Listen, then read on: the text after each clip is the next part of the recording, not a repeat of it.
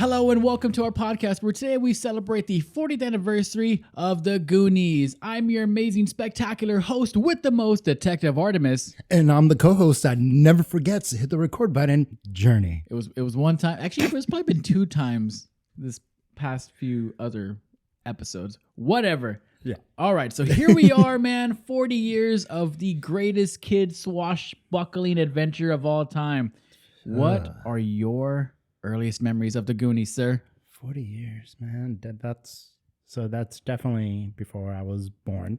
I wasn't born yet. I was born in 89. So I don't remember when I first watched this movie. Like I really don't. It just feels like it's always been part of my life. Like since as a kid, I've always just remember the Goonies. Like you don't remember the first time, just kind of, or one of the earliest times ever watching it. It just sort of appeared in your memories one day. Yeah. It was like it just implanted in there. It's just been planted and it's always been there. Like and when I was a kid, I remember like that was kind of what's the perfect term for this? The Goonies was like the prime movie that all these other movies got compared to. So for example, like at that time, there was a lot of movies like the ragtag, like little group of kids movies, like Stand By Me, E.T. And every time these movies I watched or they came up, like I was like, oh yeah, it's kind of like the Goonies. And every movie that I ever saw was like, I was always compared to the Goonies because that was the original ragtag group of children going on an adventure. Like even like I have even a list. So there was like Monster Squad, right? Sandlot, Honey, I Shrunk the Kids. Yeah. It's all those. In every single time there was like, well, they were just trying to be the Goonies. I agree, except that E.T. came out before the Goonies a couple of years prior. But funny enough, they are bridged by Steven Spielberg. So there's that. Absolutely. That's why I had that same kind of vibe. So produced by Spielberg, written by Chris Columbus, the guy who would eventually direct Home Alone. And he also... He wrote it. He did the screenplay for this. Oh, okay. Yeah. And then it was also... Richard Donner, or Big Dick Donner, the director of Superman. Why is it Big Dick Donner? Well, Dick is a nickname for Richard, and I thought Big would be funny. So, I mean, if my name was Richard, I'd be like... Big Dick Donner? Yeah, or Big Dick Johnson.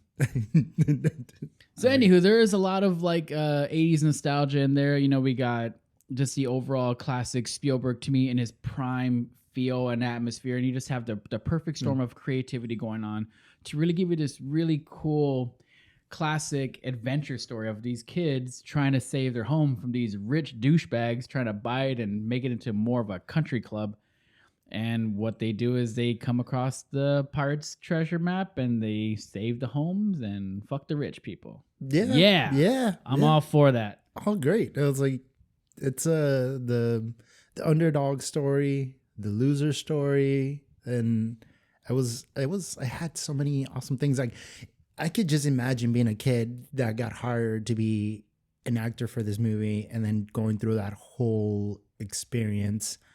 And then this experience gets intertwined for the rest of your life. Like that's you. That's your pinnacle first, and everything else just either it's as good or you didn't add up. You already did one good thing, so who cares about what else you do? That's true. I mean, I would love to exchange my childhood to star in the Goonies movie. That'd be great. Who would you be? Oh, I would love to be Chunk, but I don't think I'm as funny. I'm not as creative as Data. I don't have the drive and determination like Mikey. I like Mouth. I think I resonate more with Mouth. Yeah. No. He was an asshole, and I love it. Yeah, I can see you as a Mouth. I would probably see you as Mikey. You've been always the person like, come on, guys, we got to stick together. Goonies never say die. Let's go rail these whores in Red District. We can do this, you know? Yes. Just that inspirational speech, like the fucking president in Independence Day. Fuck yeah, that would be me. I agree. All right. That also being Sloth is kind of badass too. Oh, he was super strong. Yeah, I need that sweet shirt with suspenders. The suspenders. And it's not a Spielberg movie if you don't get any sort of candy product placement. Thank you, Baby Ruth. So much, and then Reese's and E.T. I remember that for the longest, my first cell phone, my ringtone was "Hey you guys." I mean, I think it was my text tone. So like that was like I actually think I remember that. it was quite annoying, and I loved it. Yeah, it was very on brand with you. That was my ringtone. I loved it. Yeah, well, since you asked, my earliest memories were me. Obviously, it was just another one of those moments where it's just on TV, and you're a kid and you watch other kids in a movie, so instantly you're interested because like, what are these kids doing? They're saying bad words and stuff. Like, oh Yeah. fuck yeah, I want to do some shit like that, get into some mischief. So I as a kid, it was on TV. I watched it, loved it, watched it every time I saw it on TV. And I always remember where they first meet Sloth for the first time because, as a kid, I wasn't really like exposed to, folks who may have, any sort of like physical deformities like that. So I wasn't scared, but I was like, oh, okay, this is interesting. That's different. And then he ends up being like one of the most badass, nicest dudes there. It's like, oh, Yeah. this guy's great. I love this guy. Kind of like teaching the young generation that you should not judge a book by its cover. Exactly. Yeah. So what are some of your favorite moments or scenes or quotes? I have so many favorite parts that I love about Good, the, like good, because this- I have a lot of shit to talk about too. Yeah, because like one of my favorite things that I like in general about the film is that like I love all the little like subtle funny things that get dropped in real quick. You can easily miss this stuff if you're not paying attention. So like every time I watch the movie, like it's something new and be like, oh, I didn't realize that last time, or that they said this last time, or like, Yeah. and I was like, that's hilarious. It's still funny. It's like it feels refreshing because I have ADHD, so a lot of the times I'm not paying attention and I miss something.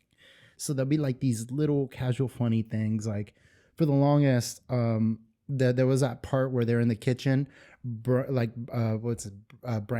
Brand shoves Chunk into the refrigerator, and I never noticed that before. And when I was watching it like yesterday, I was like, I see him shove him into the refrigerator. I was like, I don't ever remember that. And then like Chunk comes back outside of the refrigerator just covered in whipped cream. Yeah. And I was like, oh shit, I don't remember that. Like, Oh, he That's was covered. different. He was covered in whipped cream because he was wolfing down the. he was wolfing it down, Yeah. and then Brand shoves him Oh, into the okay. refrigerator. And then when he comes out, he's like Yeah. covered in it. It's like Mrs. Doubtfire. Yeah. Speaking on things that like require multiple viewings to really get, one of the things that always makes me laugh that I didn't pick up, on the first dozen times watching it is where they break Mrs. Walsh's statue, Yeah. and Yes. the dick breaks off. Yeah. The dick breaks off, and then he's like, "Oh, it's my mom's favorite part." Here's the favorite piece. And I'm looking at it, and I'm like, "This is a tiny dick." And they put it upside down too. Wait, and then Mouth makes a comment too. And it's like, I'm sure it's her favorite part. I mean, if it wasn't, you guys wouldn't be here or something like that. I actually I don't remember him Like, saying that, but you had probably you had a really good comeback to that. I was and too I was dying. I was too focused on laughing at the that's my mom's favorite part. Now, Yeah. a favorite part of the statue or just favorite part in general?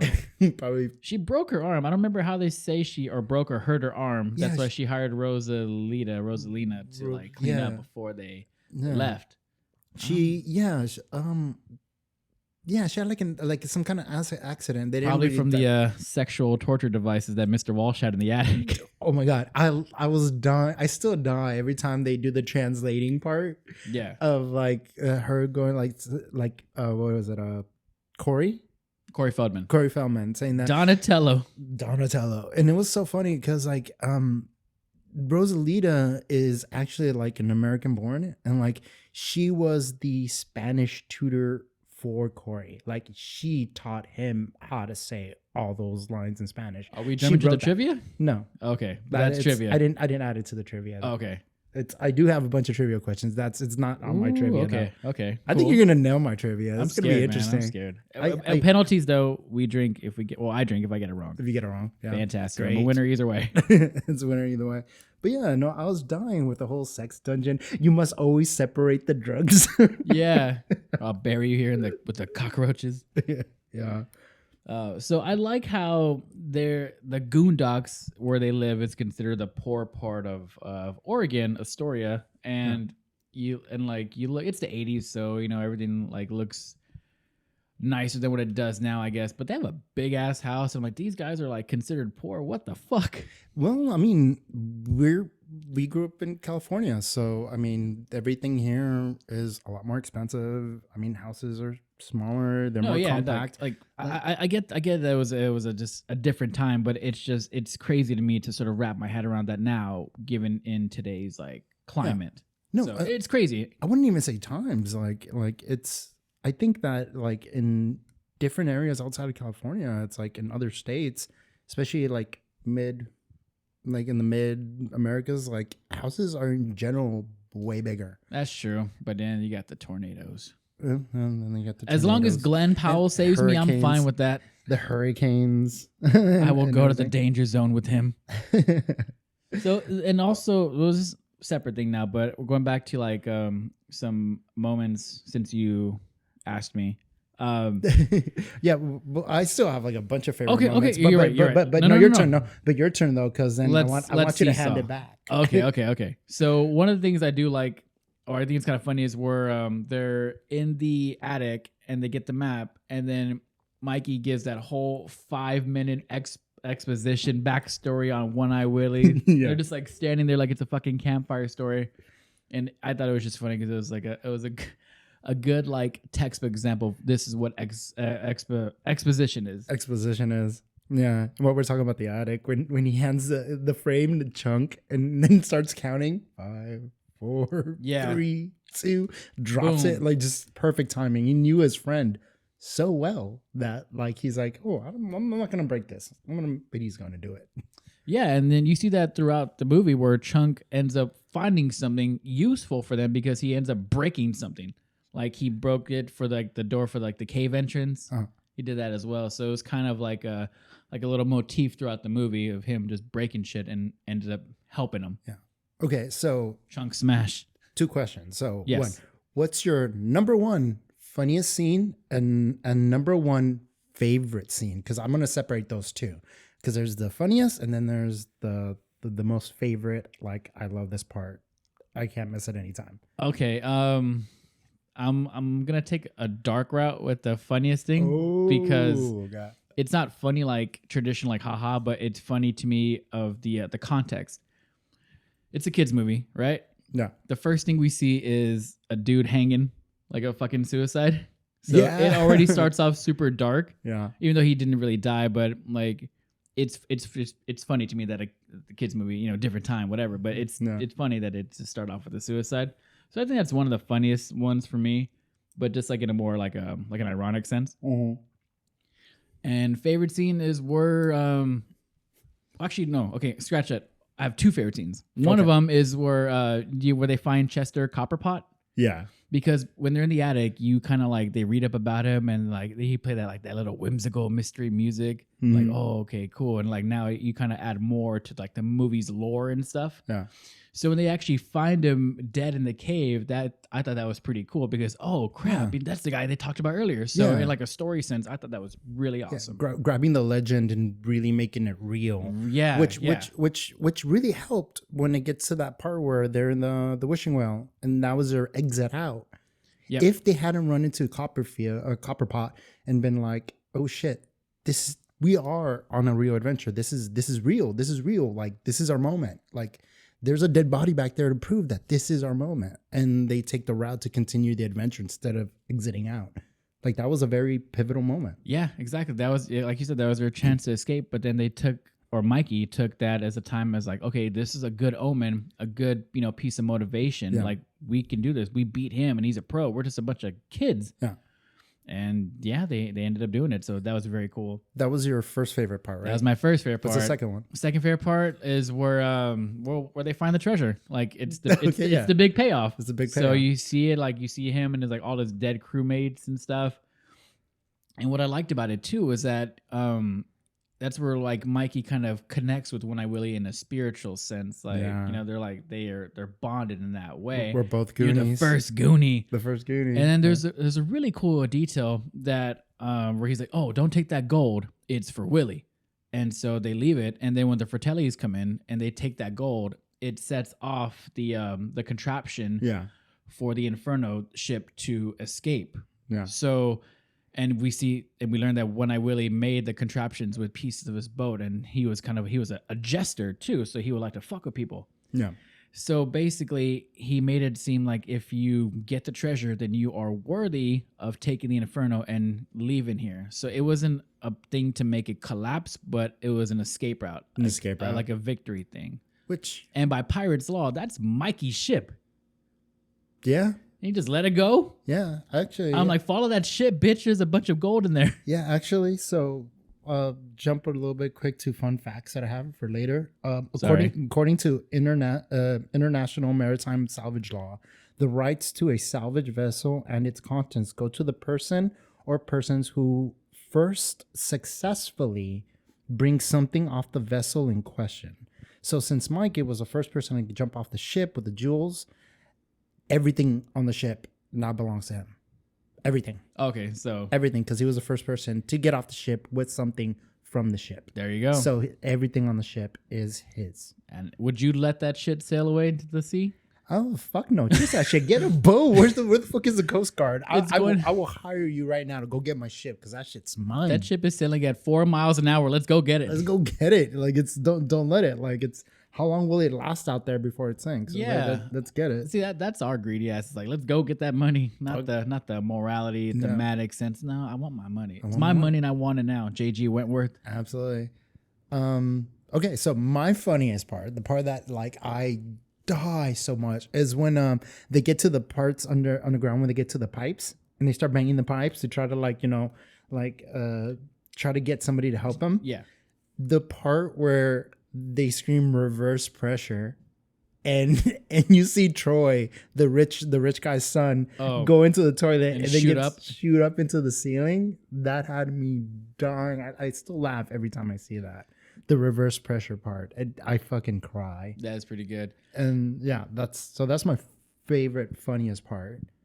Wait, your favorite or funniest part? Funniest part. Okay. Favorite. I have two. Same thing as you. Okay. Two. My first one is when they get Chunk to spill his guts. Oh, of course. And tell us everything. Everything? And so, you know what? I want to play the audio. The whole thing. Okay. Because it's my favorite part. I'm going to have to fast forward for a little bit. Tell me where your other little friends are. In the fireplace. Don't lie to me. Honestly, we went over to Mikey's dad's place and we found a map that said that underneath this place there's buried treasure. Don't give us none of your bullshit stories, huh? Hey, kid. I want you to spill your guts. Tell us everything. Everything. Okay, I'll talk. Okay, I'll talk. In 3rd grade, I cheated on my history exam.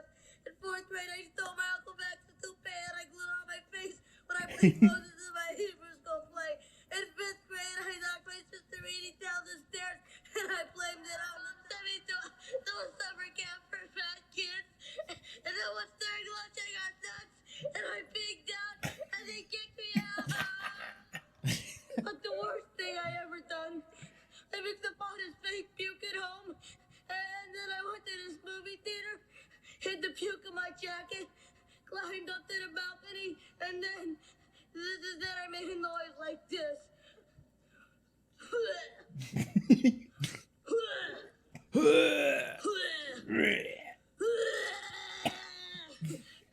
then I dumped it over the side. And all the people in the audience, then this was horrible. All the people started getting sick and throwing up all over each other. I never felt so bad in my entire life. I'm beginning to like this kid. I'm beginning to like this kid. No, I'm too young.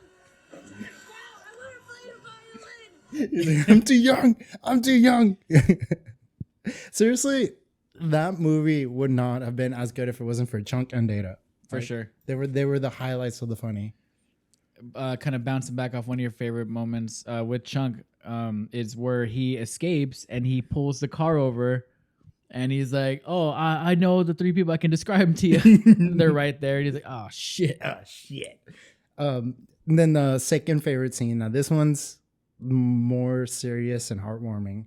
It's when everybody's reunited with their families. I was gonna mention this, and yeah. Data's dad Shut up. goes to like take the picture and the film pops out And he's like, "Don't worry, Dad. You can't hug a picture." And Don't say it, please. His dad's like, "You are my best invention." Ugh. Ah.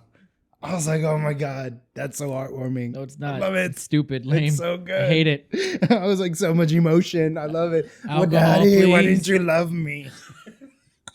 Oh, we took a turn here. Just took a turn, yes. But yeah, dude, that's also one of my favorite moments too. Is where you're like, "You're my greatest invention." Yeah. God, I was like, so damn stupid. I hate it. so much. Another funny thing too is where I think I can't just have one funny scene, and I'm just gonna just start naming scenes I like. Go for it. So there's where Andy kisses Mikey, and she was like, "Oh, it was so beautiful." I thought it was funny because she was really into like Mackie and Mikey, and I don't think her and Brandon kissed before. They were close to a couple times. I Close. don't know if they Couple times. did, No. right? No, it was close, right? Both Yeah. times. Both times. So now Mikey's like, "I kissed her first, bro." I guess he was, Tasting me. Brad wasn't even that upset. To be honest, he wasn't Yeah. that mad. Ah, you fucking nerd. Also, I like how there's a lot of foreshadowing moments, like in the beginning where they let Chunk in. Mikey sets off the little contraption to open up the gate, which it probably would have been faster if he just opened the gate himself. But Yeah. that's a foreshadow for all the booby traps we see in the cave set by One-Eyed Willie. Yeah. So I thought that was a really cool foreshadowing. Like it's a Goonies trademark. That Goonies Yeah. are good at making those kinds of puzzles. There's a name for them. I can't remember. I know, I know it's not contraption, but Roomberg that's the guy who something? started doing them. Yeah. Yeah, probably. There's a I term, don't there's know. a term for him. I'm just a kid from Hawthorne. I don't know this smart stuff. It's not really a foreshadowing, but that was a cool, like, little funny thing where they're back to the country club where like the pipes are going crazy. Yeah. You see an old dude about to hit the showers and he has an eye patch. Oh yeah, there was a guy in an There's a guy with an eye patch, and who do they find? One-Eye Willie. It's probably his descendant. One-eyed. But One-Eyed Willie never Eileen. mid it out. Did he? Did he have kids? I don't think he I had don't know kids. his life. Who would marry a jester? Well, you don't have to marry to have kids. Look at us. Well, you're So- the only one who's married and has a kid. I mean, when I was born, I was a bastard. Another cool moment too. This is probably in your trivia section, but I'm just gonna say it anyway. Go right. Where they do the Gremlins reference, Oh. where Chunk calls them the police department. He's like, "Is this one of your stories? Like that one time where you said those creatures that multiply with the water in them?" Multiply with water. Yeah. It's not on my trivia, but I did run into it when I was researching trivia. There's supposed to be two references. So I think there was one, which is when he calls the police. Okay. But also there's supposed to be a Gremlins doll there's supposed to be a doll from Gremlins movie in one of their rooms. Oh, it might be in Mikey's room. That I didn't know. I know Mike had a bunch of pirate shit in his room and some Superman sheets. Yeah, no, I read that, but I did not see it because that was after I seen the movie. So I'm gonna have to rewatch it and look for it. But supposedly there's a Gremlins doll somewhere in there. Interesting. Yeah. And then one thing that kind of bugged me a little bit is where they're playing the bone piano, and it's the last note, and Andy's like, "I can't tell if it's an A sharp or a B flat." And I'm like, "Wait, that's the same fucking note." And be like, don't worry, we're all gonna be flat if Pretty- you get it wrong. Yeah, I mean, I'm no music theory guy, but I'm pretty sure an A sharp and a B flat are the same note. So no matter what, it would have been the right key. Yeah, I think that's the joke and reference about it. Oh, okay. That Well, if that was intentional, then I feel like a douchebag. I think it would be intentional. But also that, like, the one thing I never understood, when you look at the line, those aren't chords. It's an actual whole string of notes, not a chord sheet, right? Like, but she was playing chords, but if you look at it, it's a whole line of like quarter notes. Yeah. Like, it was an actual Chord notes, eighth notes. Yeah. it was actually a line of music. It wasn't a sheet of chords, because she only played 3 chords. Yeah, and she had a couple of missed ones too, like wrong chords that she did. Yeah. So, damn, I'm not really that good at reading sheet music, but I'm pretty sure. Like, I agree. I'm pretty sure. Also, somebody might correct us too in the comment section, but I think you're right. Yeah, well, it's a movie. Can't poke Right. too many holes into it, right? God, I like to poke holes in things. I bet you do. That's why you have a kid. You call my wife a thing, sir? I'll murder you. I had to make an inappropriate joke. I'm sorry. All right. Well, I think that's it for this episode. Psych. Just kidding. The next section or segment of this is our least favorite moments. And honestly, I don't think I have any. None at all. There's nothing that I don't like about it. The whole thing was just great. I love it. Even the stupid stuff where like chunk and smell ice cream through a fucking metal refrigerator door. And he's greeted by a dead body with a bullet hole. Couldn't smell the dead body, but could smell the ice cream. Chocolate eruption. Super duper chocolate eruption. And apple. Okay, who gives a shit about apple ice cream? Definitely not me. I don't think I've ever had apple ice cream. I don't think that's the thing. Actually, I think you're right. Yeah? It doesn't even sound good. See, it's no Cherry Garcia or Chunky Monkey, but I would like to try an apple flavored ice cream. Just to try it. well, Baskin Robbins, do your thing. That's interesting. I'm going to have to go look for it. But yeah, no, I have nothing that nothing. All right. Well, I think we move into the most anticipated segment of this episode. Trivia. What do you got, man? All right. So just the quick rules. Our journey over here is going to be reading off some trivia. I will be answering them. If I get them wrong, I drink. If I get them right, I am awesome. So lay it on me. Yeah, okay. So this movie, it was so easy to come up with a bunch of questions. And honestly, I think some of them I'm gonna have to take off as I'm reading because I already know you're gonna get them right, and that's and I think I have enough where I can delete and still give you a good challenge. But yeah, all right, let's go for it. The first one, true or false? Corey Feldman kept the original map and later sold it when he needed cash. True. False. You bitch.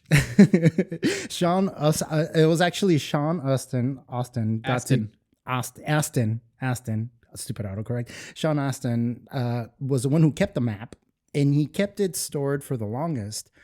And until it was his mom was cleaning out his the attic, she found it, thought it was trash, and threw it away. So I would have probably murdered my mom. Yeah, absolutely. How dare she? And also like kind of like throw a little bit more into it. So that the prop master that did the map, when he originally set up the map, he was like, this doesn't look legit enough. So when he got to his hotel room before the actual first scene, he was using coffee to kind of like make it look more authentic, A little more aged. and a little bit more age. But the coffee wasn't just enough, that he got to the point where he actually used his own blood The fuck? to actually weather the map out and make it look even more legit. And so yeah, that's how awesome and legit that map was. It actually has the prop master's blood, His DNA. his DNA on it. They could have cloned him in the future. Yeah, that'd be the first thing I do with cloning technology.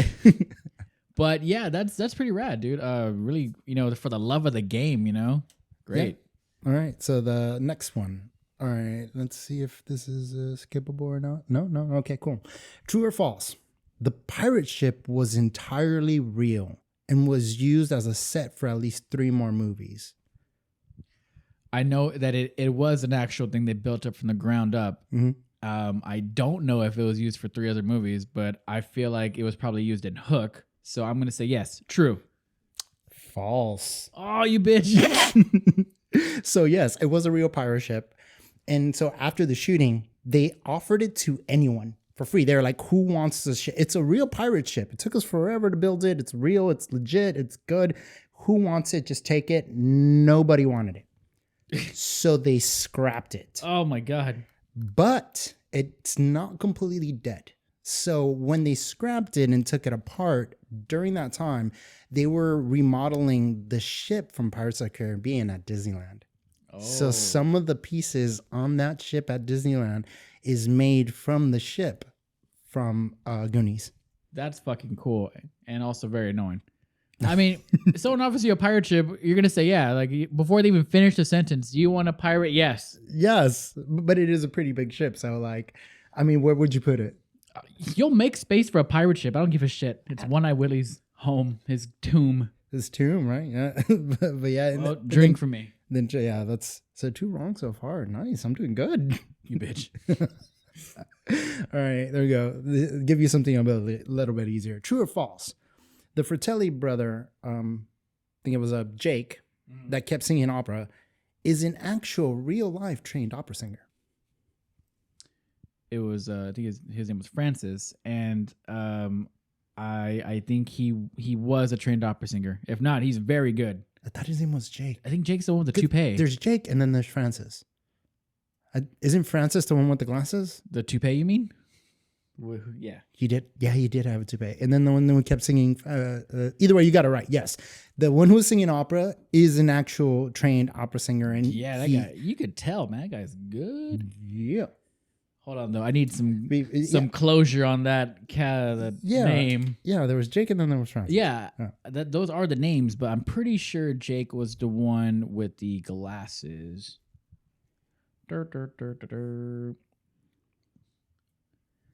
Tee-hee, you were right. Yeah. Cool. Awesome. All right. True or false? The puke story was based on a real story. That is true. Steven Spielberg. Yes.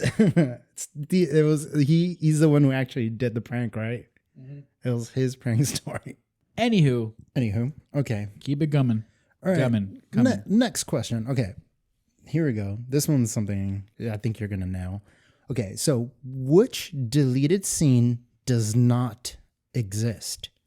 A, they fight a giant octopus. B, the Fratelli brothers disposing of a dead body in the woods. Or C, 2 gorillas escape the zoo and steal Troy's car.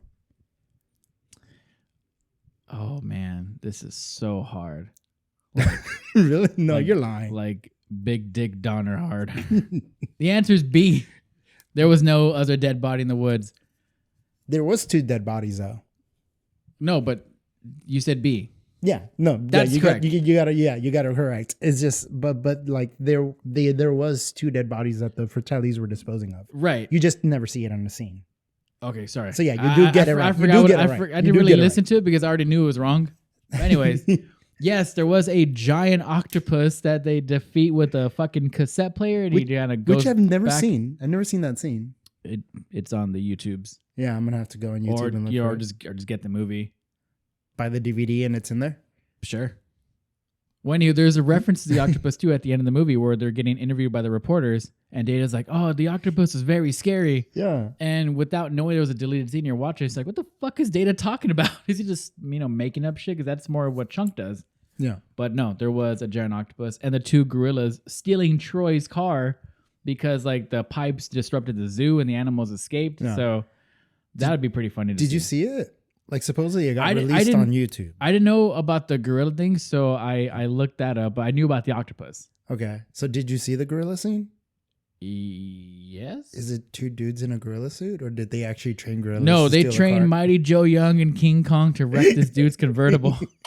It had to have been guys in suits. Yeah, it was when I was looking up the trivia, I was like, this can't be real. Like, I hope he doesn't know this because he would think that would be fake. 2 gorillas stealing a car. I would. That's- I would have said that. Yeah, but you looked it up. Damn you.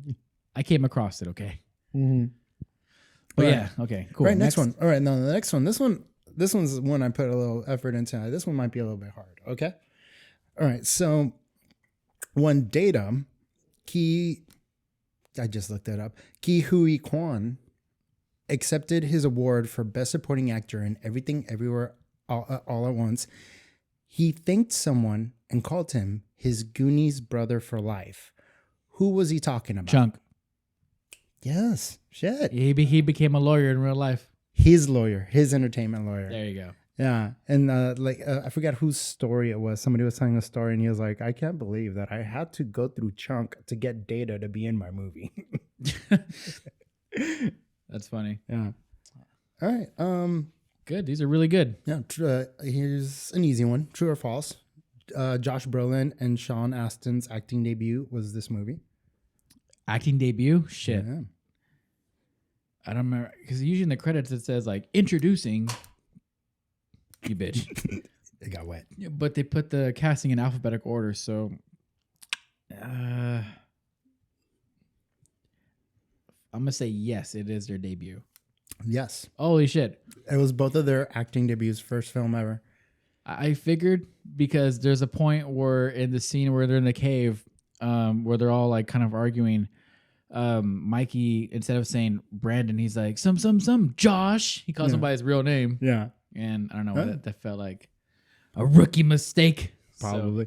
And there's also a story where like Josh Brolin was so excited for this role and so into it, like he was trying to get into the character, where he sat down with Steven Spielberg and started like kind of like Making a backstory. trying to find deeper meaning in his character. Okay. And like Steven Spielberg was like, no, just act. Just read what's on the page. You're going a little too deep on it. It's but not that deep, bro. yeah, it's not that deep, bro. It's like just act and just what's. I think I remember reading about that, and what Josh Brolin was saying, it was like the cave was supposed to be like a symbol of going through his mom's womb, or like a rebirth or something. Rebirth or some shit, and like And it's Spielberg was like, "Shut the fuck shut up! the fuck up, just Say the lines, you bitch." It's like you're a kid. I think it was 18 at the time. Okay. Yeah, I think it was 18. Probably. Yeah, that's something around there.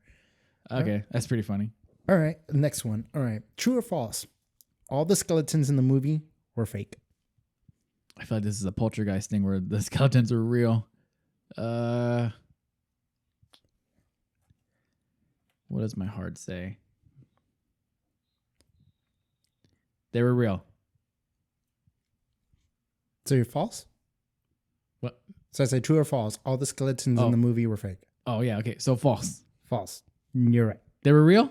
So there was only one skeleton that was fake. Okay. Can you guess who? One Eye Willie. No. Chester Copperpot? Chester He was the Copplepot. Whoa! Chester Copplepot was the only one that was made out of plastic. All the skeletons on the pirate ship were real. One-Eyed Willie, who was a real skeleton, belonged to a man named Raw Wu, who died of lead poisoning. Another fun fact, the director kept the skull.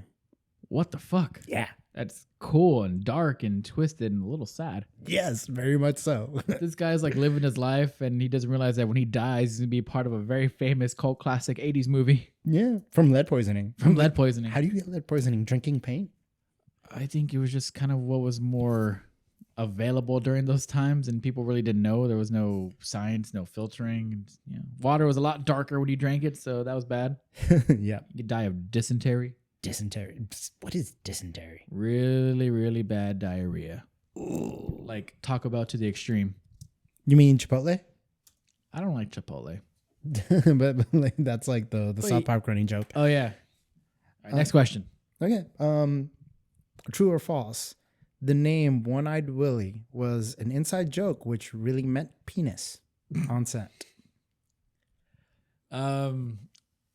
I mean, we look at it now, and I think of that Austin Powers scene with the dick spaceship, and they're making all these dick jokes, and they say Willie Nelson. So, but for it to be a dick joke in a kids movie feels a little wrong. So I'm gonna say it was false, right? Yeah. False. Yeah, no, the pirate had one eye. His name was William. I have no idea. I have no idea if it was an inside joke or not. But when you hear One-Eyed Willie, you think about a penis. Like it's a One-Eyed Willie. I already think about penis enough times throughout the day. Thank you for adding to that. You're doing really well. Yes. All right. I think the next ones are pretty easy. I really appreciate the thought and effort he put into this. This is great. I love this, and I hope we can keep doing this for future episodes. Absolutely. Well, yeah. Well, I'm gonna delete one of them. One of them's way too fucking easy. All right. No, just tell me anyway. No, it's a Okay. dumb one. Okay, so 2 left. So here we go. What does it mean if Chunk's stomach growls? A, he's going to be sick. B, there is trouble. Or C, it's going to rain. And we're going to chunk for weather here. Back to you, Tom, with sports. It's growling. There was a lot of water on set. I don't know, so I'm just going to make a guess. I'm going to say trouble. Yeah, B. Okay, Good cool. job. And then the last one, what is Sloth's real name? In the movie, not the actor. What is Sloth's real name? Like his character's name? Yeah. Because Sloth was a nickname. Yeah. Oh, So- fuck. They say there's a weird name, too. It started with an L. Lodney? Lamoli? I don't even have to. It was multiple choice. But okay. Yeah. You got it. What was it? Lotney Fratelli. Lodney. There we go. Lotney Fratelli. I was like, I don't even remember in the movie them mentioning I think they did. that it was Lotney.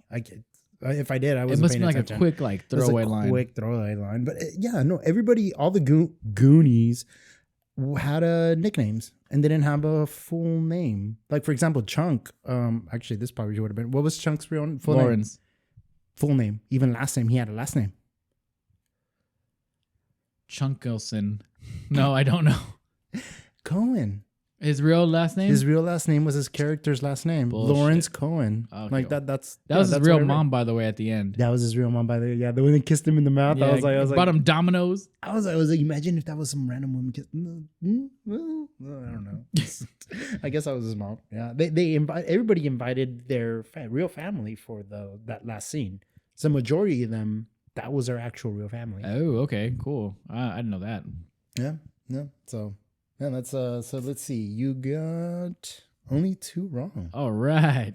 Yeah, so 10 right. Good job. Thank you, sir. Thank you. All right, now. And I swear I didn't like look up these beforehand. No, I was really going based off of memory. You're a big ass Goonie nerd.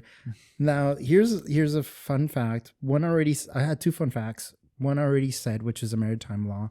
The other one, which I never knew until I looked this up, and it was do you know or have you heard the real Goonies oath, which was never in the movie?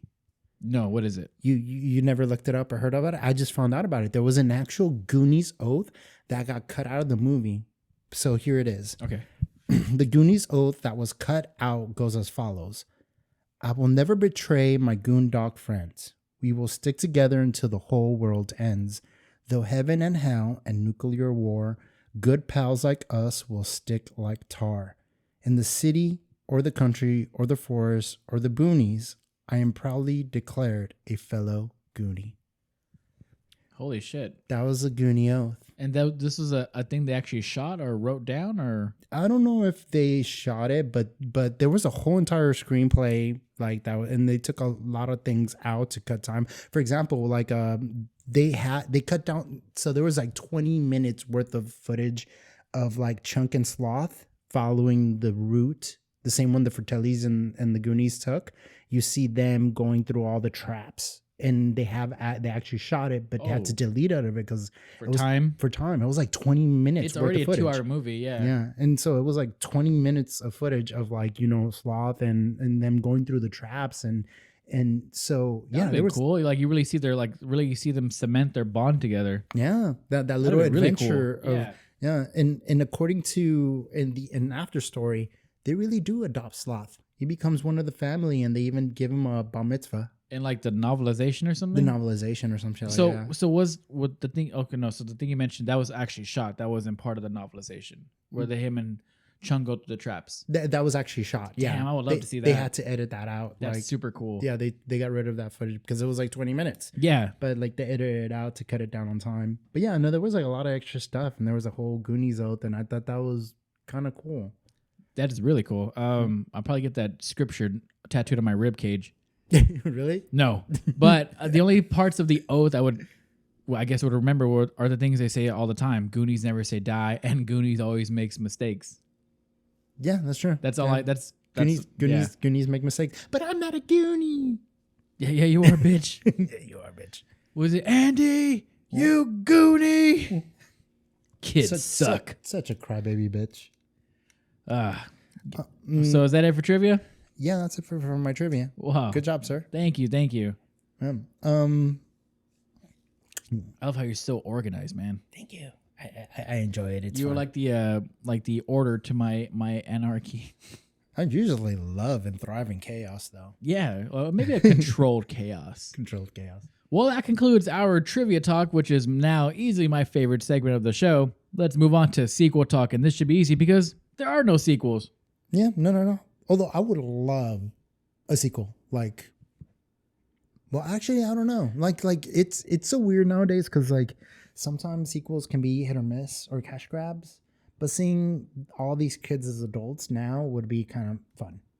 Kind of. Yeah. It's one of those things where like sometimes it's okay to be a one and done. We see legacy sequels all the time, or maybe 99% of the time that the magic's not there. It's not the same, and it just feels kind of pointless and a little awkward at times. Like most recent example is Beetlejuice 2 or Beetlejuice. Did you watch it yet? I did, and honestly, I didn't hate it, and it wasn't terrible. Like I actually did kind of enjoy it, but yes, I did not feel like it had the same heart as like the first one. Even though like the same crew were involved, it's like Same crew, same people. Like the only person missing was, well, kind of only the top half of him was missing. yeah, like so it's I don't know. When you make a legacy sequel, you kind of run the risk of sort of tainting the movie's legacy. Like, Yeah. I mean you can ignore the film entirely, but it's there, and you kind of dilute the magic. Like, and even if it's like a few years later, sometimes the movie just doesn't work as it did the first one. Like, look at Ghostbusters 2. That movie came out like maybe 5 years after the first one. Yeah. Same crew, same everything, and it was only all right. It was okay, but it was nowhere near as good as like the lightning in a bottle that Ghostbusters 1 was. Yeah. And that's a good example of like sometimes like it's just leave it alone.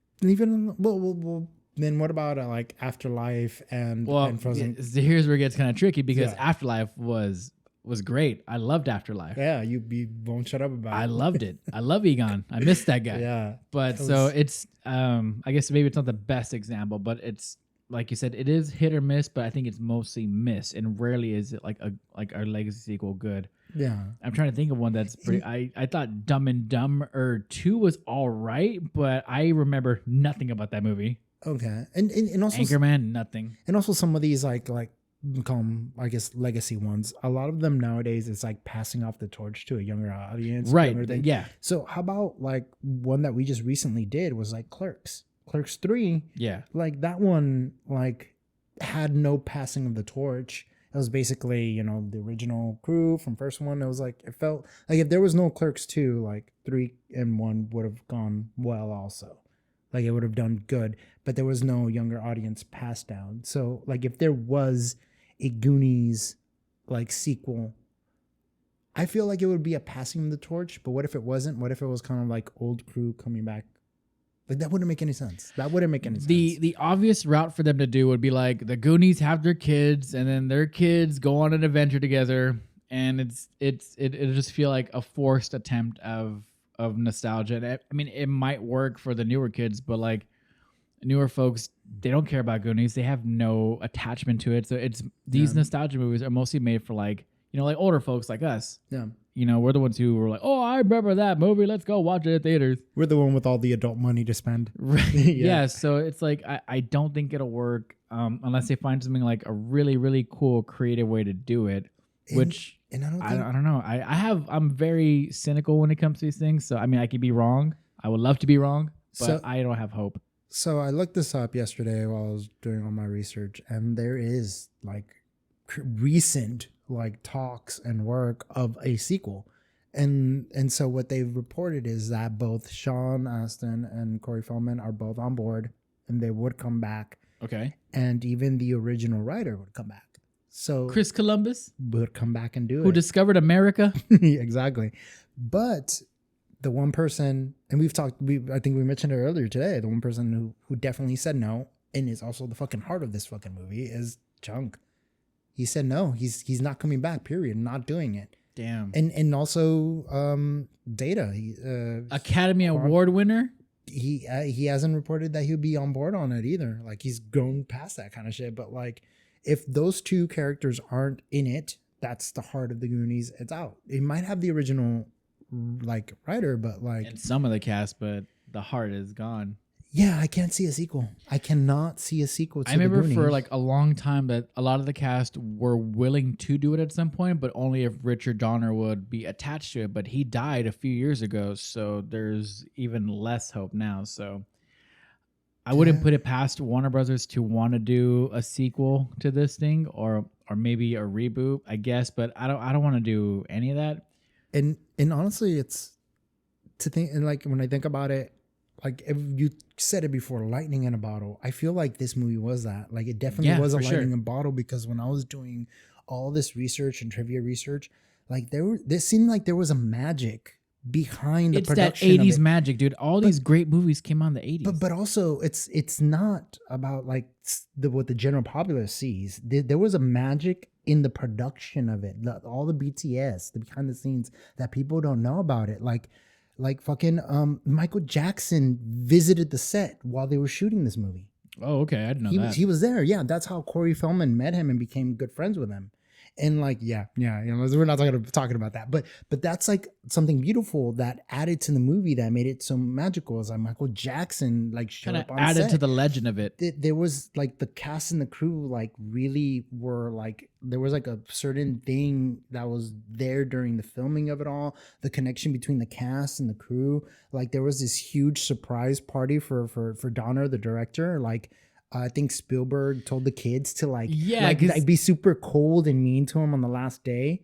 But that like when Donner went home, there was like a surprise party for him, and it's like there was that magic that translated to the film that like nowadays that's not gonna happen. Like not any of that's gonna happen. The sequel won't have that behind the scenes magic in the heart of the production. It's just gonna feel forced. It's gonna be forced. And like again with these legacy sequels, man, like it's okay to be one and done. No, there's no such thing because they want to just make money. It's like it's I know. the greedy nature of Hollywood. Must make money. Must make money. Must take advantage of nerds and nostalgia. And you know what? Fuck it. It usually works because we pay the money for these fucking movies and end up being like disappointed, but who cares? They already made the money. Anyways, yeah, I the sequel. If there's a sequel to this, it would take some really goddamn creative writing to make it work, and bring in the original writer, which I don't know if he's worked on anything recently. Like, I don't know. I don't know either. But like, I if mean, he comes back, like, I guess I would go in there with very, very, very low expectations. But I mean, I'm always open to things like they could be good. And I think if you just go there with low expectations, you'll never be disappointed. You'll never be disappointed. This is as bleak as that is, it's true for some things. some things. But also, I don't want to keep feeding into a system that's like, Yeah. it's like I'd rather them not make one and make something new. But yeah, We've been seeing remakes for decades. So whatever. well, Have you ever played the Goonies game for Nintendo? no, I don't play movie video games. Like, I think the only one I ever played was like, well, obviously Lion King for Game Boy because I was like the most common one, and then like Spider-Man the video game. That's the only one. Spider-Man the movie, the video game. Like that's the only one I've ever done. But I've never played. Yeah, no, they all seem like just disgusting games. I never played the Goonies one, but I seen it and it looks like it'd be just like what you expect with these old like classic consoles would do They all look a like Super game Mario. after movie. It's a platform jumper. It looks annoyingly hard. Like I'll think of E.T. That game was one of the worst games of all time. Never played. There it. was a Home Alone game which was fucking stupid and ridiculously hard and just shit like that. Yeah. So it looks like it belongs in that category Yeah. of shitty That was Lion King. video game Lion movie King. adaptions. Yeah, Lion King. That was unnecessarily hard. I dropped that. Like, I Okay, got Lion rid of King it. was fun though. Lion It King wa- was great. but it was hard. But the same thing. Platform That jumper. damn stampede scene. Fucking stampede scene. I hated Well- the jumping of that game. This leads us to our final segment. Do you think, Journey, that the Goonies has aged well? So it's funny how we talked about how like it would not do good as a sequel, but like the thing it itself is just a masterpiece. Like in the beginning of this episode when I mentioned it, it was like it's always been there in my life. It's done great. Everything else has just been kind of, this is the movie's the prime. Everything gets compared to it. So like I've seen a lot of like recent movies where it's like Goonies. This has to be inspired by Goonies. Stranger Things. And they are. So there was one movie called Finding Ohana that's on Netflix. And it's straight up a Hawaiian version of the Goonies. Like it really is. And what's funny about it is that Ki Hoi Kwan is in it. No way. Quick cameo in it, but he's in it. That kind of signs it off that it's a Goonie movie almost. Is it the same universe? I don't know, but he's in it. He's imagine in, though. It's not the same character. I don't even. Oh, okay. Wait, what was Data's real name in the movie? I don't really remember. Dada. That I don't know. but I don't think they ever said it. but yeah, no. And so Finding Ohana straight up Goonie movie. Super 8, also kind of J.J. Abrams' version of E.T. yes, but also that had a very big Goonie vibe to it. Also, strange What had more of an E.T. vibe? ET vibe, but also like still, I'm like it's ragtag kids, Kids and Goonies. bikes. Got it. Yeah, got it. And then like you said, it's Stranger Things, and even Sean Astin wasn't it? Like perfectly signs off on Stranger Things being inspired. He by did not Goonies. need to die, okay? Oh my I'm god, still not over it. over it. Justice for Bob. Al- But definitely Goonies is like the perfect way to like kind of recapture the nostalgic vibe. Like anything that's inspired by that kind of concept of kids going on an adventure, everybody's always going to connect it to the Goonies. Like it's the prime. It's now the thing. Kind of like every single time we see a looping story, we always have to Groundhog Day. always compare it. First thing that It's comes about on that it, time again, too. Groundhog. So every time that kind of theme in a movie pops up, everyone's always going to compare it to that thing. You're right. You're So right. the Goonies- It's the standard. So it's become the standard. It's become the prime. Now it's its own genre in a way when it comes to films. You're right. Yeah. Even though E.T. preceded, no one says, "Oh, it's an E.T. movie." No, they say it's a Goonies movie. Yeah. Because it's way more fun. Absolutely right. E.T. wasn't as funny and fun as and heartfelt as Goonies was. I mean, it was a great movie, but it wasn't as more in like the feels and the more nostalgic vibe than Goonies was. I absolutely prefer Goonies over E.T. any day of the week. Yeah. What about you? Does it? I hold guess up? as an addendum to that, like I agree, Goonies has aged well, and it's even in its core story elements. You know, you got like you have love, you have excitement, you have danger, you have mystery, you have heart, you have the music, you have the really cool like set pieces that really make you feel like you're part of the adventure, like you're really like invested in the movie. And you got the little built-in lore with Chester Copperpot. And I think it's absolutely great, and it's one of those movies that you can pass down to your kids. And I made my son watch it, and although he did get freaked out with Sloth at first, Really? I think he liked it. He was very interested. I think every kid does. Yeah. And he liked it. He laughed every time like Chunk did something stupid or said bad words. You know, Yeah. so it's I think it is pretty timeless, and it probably should belong in like the fucking National Film Archives. I will go that far as to say that the Goonies is a part of American cinema. Yo, no, wait. I read that. It actually did. Oh, it did? It actually got integrated into like the as like the cinema's greatest movies. Like I think got indicted into something. Fantastic. Like it's official that it is a cinematic like staple in history. That gives me a huge cinematic boner, and it just it's cool because the Goonies is just a part of that like peak movie cinema decade of the 80s, and it's not like a bias thing. Is I was born in the 80s, all those late 80s, but like a lot of great movies, a lot of franchises that still are alive today happened in the 80s. Yeah. Horror, action, adventure, Spielberg, all that stuff was the 80s. There was no such thing as remakes back then. It was all like actual. Well, there was. There were some, but like it wasn't as common as it is now. Now it was right. all about. It felt fresh. It was all lot of fresh ingenuity, stuff. creativity, trying to be different, trying to do something new. Like it was. You know what it was? That's what it was. It was probably the cocaine. It was. It was the cocaine. It was the that cocaine. really fueled was- your creative drive. It really was. We should start doing cocaine. We will lose weight, cool, and we'll stay motivated, and we'll be like super strong. I don't like the taste of it. Although I heard it smells great. I don't know. As long as I get a pretty cool Scarface accent with it, I'll do it. Seriously, it's something about Just kidding. something going up my nose. I just can't do it. I've never done it. I've never tried it. It's the idea of it going up my nose. It's just Yeah, like, oh, it that's makes me gross. Because I squirm. know you're usually used to things going up your butt, so that's cool with you. But the nose thing, I know that's where you draw the Oh line. wait, I heard you could put it up your butt. The thing is called parachuting. Oh, no way. Actually, no. I think it was a movie or something where you're supposed to like wet a paper towel, put the drugs in it, and then shove it up your butt and just let it, because it's supposed to be. It's kind of like an enema. Okay, I'm familiar with enemas. Yeah, Of the state. So without a pump or something like it's called parachuting with the same idea. It's kind of like soaking a towel and the drugs and just letting it. It's supposed to be more direct and more stronger. Well, I don't know, but I still won't do it. I don't want to do it. I mean, we got a lot of time after Can't this do it. episode ends. That's Was that the refrigerator? That's no, Okay. no. That's what my neighbor was talking about. A lot of drilling going on over A lot there. of drilling going on. See what's All going on. Check it out. right. All right.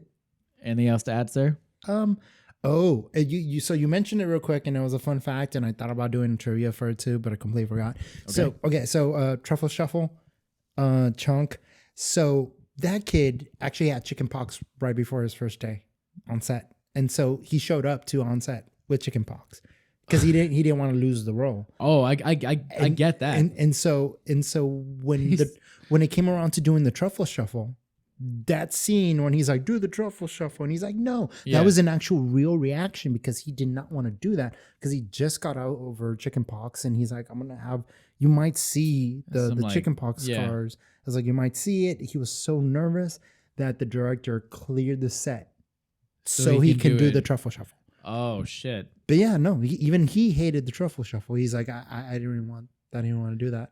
I didn't want to do that. That's pretty crazy. But it was a pinnacle moment of his character, though. Yeah, that's like one of the most memorable scenes. The truffle shuffle. I don't blame him. I would go to fucking go to work for the Goonies if even if I was on fire. Like I don't care. It's my job. I want to lose this role. Yeah, we used to make our drummer do the truffle shuffle, right? I don't know. I think we might have asked him. I don't think he did it. I don't think he did it, but he would have been perfect to do it. Love that guy. Yeah. You mentioned something too. Truffle shuffle. Blah blah. Chicken pox. Chicken. Oh yeah. So did you ever have chicken pox? I did. I don't remember what grade, but it was early on. I did, and it was not a very good experience. Yeah, I don't think chickenpox exists anymore because there are vaccines for it. But I had it and it sucked. It was first grade, and I remember who had it in the class, and I remember I got it right after he did. Yeah, that's usually what happened. No, did you ever hear that? Like, well, this is. I don't think. Obviously, I don't do it anymore. Actually, I'm really curious about how it's the vaccine, right? I guess there's a vaccine. Yes, but there used to be the chickenpox party. Have you ever heard about that? It's like, what the fuck is that? So we are taking a turn here, folks. So our neighborhood didn't do this shit, but like I've heard that other families, more well-off families, there was a tradition where it's like once one kid had chicken pox, all the other parents would bring their kids over to catch chicken pox so they can just get it over and done with. Because there was always that thing where it's like, oh, if you get chicken pox later in life when you're an adult, it can be very fatal. So that's why it's best to get chickenpox when you're a kid. So that's why parents used to do chickenpox parties where it'd be like, hey, your kid has chickenpox. All right, so which one of your kids want to come over and catch this shit? Like, so they would bring all their kids over and have a chickenpox party and make sure everybody shares saliva and make sure they catch chickenpox so their kid can just get it over with and you're done. You're good. So that was an actual thing. On paper, like, I get it, but there's no fucking way I would be cool with that. Like, I don't want to just expose my kid to something like that's right there and right then. But I mean, I get it, but I also think that's kind of fucked up. It is fucked up. Very fucked up. It's very fucked up, but it was a thing. It's like, yeah, I don't know. I just caught it naturally, and then I think I was more happy than anything because I was like, shit, I don't have to go to school for a good 2 weeks, right? Like, I think it was for me, it might have been a week, only a week. Because I remember being pissed off that I was like, this is it. Like this, I got over it pretty quickly, and that's why I was like, fuck. I thought I was at least gonna have a vacation. Like, no, I didn't even get to play all my video games. Like I was down and out for like less than a week, and then I was back in school, and I was like, what the fuck? I feel cheated. That motherfucker got a whole month off. I got cheated. It's your my immune system, your Wolverine healing system. No, I hate my system. Like, I have a really good system. Like, I get sick and it only lasts like about a day or two. Like, every time I caught COVID, 1 day, 2 days, and I was back. And I was like, fuck. Obviously, you should donate your body to science. No. And then you could be the next One Eye Willie prop. Oh my God.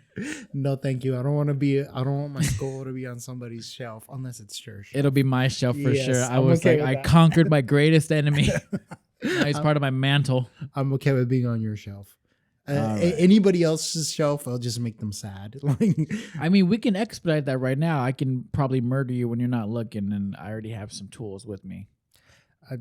fuck it, whatever. There's a couple of knives in that drawer over there if you want to just do it. Thank don't you. I mind. wasn't Just really take feeling me. confident. I brought steak knives. I don't think those will do it. Just take me out of here, man. I'm done. Well, well, actually, no, wait. We need to. I really want to know how One Piece ends. So, and that's gonna at least take another year or 2 years. that show is still going on. The manga. Manga, sorry. Manga. Yeah, no. Wait till One Piece is over, and then you get to fucking. Then I'm okay with leaving life. If not, you're gonna have to find a way to contact me. In the Luigi. Like, Dude, this is what Ouija happens. board. Are you here with me? You're gonna have to start reading One Piece so you can update me. If you want to take my life now, you're gonna have to find a way to contact me in the afterlife and then tell me how One Piece ends. Fine. You live for one more day or whatever. Yo, it's been getting longer and longer. This fucker doesn't know when he's gonna end it.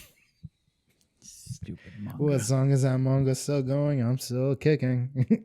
All right. Well, on that note, I think it's gonna wrap this up this time. Let's take a drink for Goonies and their 40th anniversary. Tap tap tap.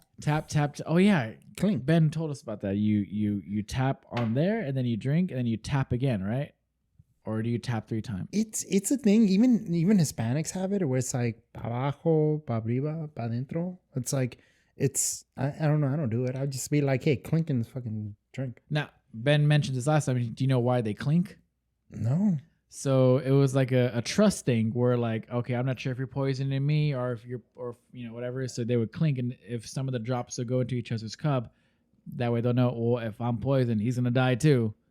So it was a trust thing. That's interesting. Yeah, he would know because he's pretty smart with like that, and he was a bartender too, right? No, he is a bartender. Ben's our booze guy. He's a booze guy.